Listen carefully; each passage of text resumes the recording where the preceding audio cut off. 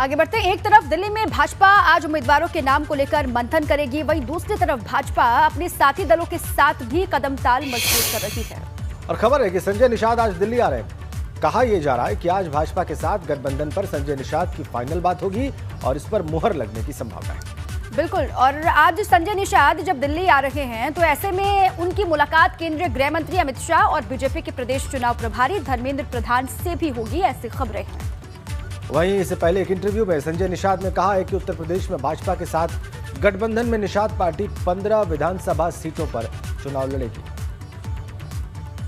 15 विधानसभा सीटों पर चुनाव लड़ने की खबर है भाजपा के साथ गठबंधन में निषाद पार्टी के। अब आइए आपको बताते हैं कि आखिर निषाद पार्टी से भाजपा क्यों गठबंधन कर रही है। यूपी में निषाद वोट बैंक की ताकत कितनी है, ये भी आपको जानना चाहिए। यूपी में निषाद वोट बैंक, निषाद, केवट, मल्ला वोट मिलकर करीब 5% हो जाते हैं और करीब 60 विधानसभा सीटों पर निर्णायक भूमिका में ये वोटर्स हैं। देखिए, गोरखपुर, गाजीपुर, बलिया, संत कबीर नगर में निषाद वोटर बेहद प्रभावी हैं, अहम है। और इसके अलावा मऊ, मिर्जापुर, भदोही, वाराणसी, प्रयागराज में निषाद वोटर अहम माने जाते हैं। फतेहपुर, हमीरपुर की सीटों पर भी निषाद वोटर बेहद महत्वपूर्ण माने जाते हैं। बिल्कुल, और आपको निषाद पार्टी का इतिहास भी बता देते हैं।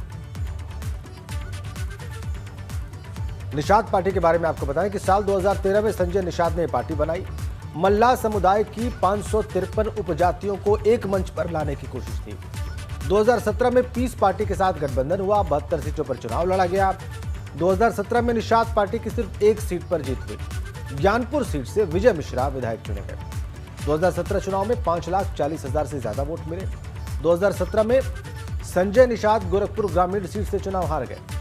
2018 में गोरखपुर लोकसभा चुनाव में सपा से उनका गठबंधन हुआ और सपा के सिंबल पर, सपा के चुनाव चिन्ह पर संजय निषाद के बेटे प्रवीण निषाद उम्मीदवार बने। 2018 लोकसभा उपचुनाव में गोरखपुर में भाजपा प्रत्याशी को हराया गया और फिर 2019 में लोकसभा चुनाव से पहले एनडीए में शामिल भाजपा के टिकट पर प्रवीण निषाद संत कबीरनगर से जीते।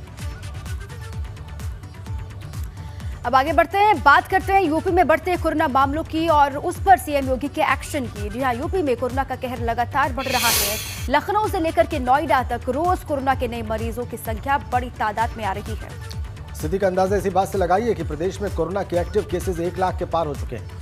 हालांकि मुख्यमंत्री योगी भी कोरोना के बढ़ते मामलों पर निगाह रखे हुए हैं। वो लगातार जिलों के दौरे भी कर रहे हैं और इसी क्रम में आज वो गाजियाबाद पहुंच रहे हैं। गाजियाबाद में सीएम योगी संतोष हॉस्पिटल का निरीक्षण करने वाले हैं, ये जानकारी है। सीएम योगी आदित्यनाथ आज दोपहर 1 बजे अस्पताल पहुंचेंगे और देखेंगे वहां।